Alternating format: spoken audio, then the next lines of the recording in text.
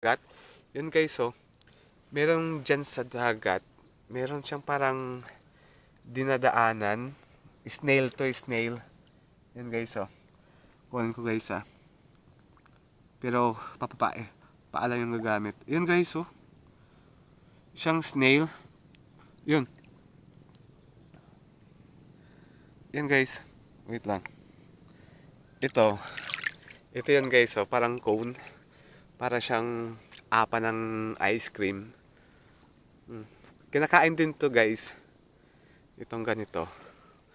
Marami to dito eh. Kasi yung ganitong snail ay mahilig talaga sa mga buhangin. Lalo na napakalinis ng buhangin. Kaya pag kinain mo to, masarap kasi malinis yung buhangin dito. Tapos guys,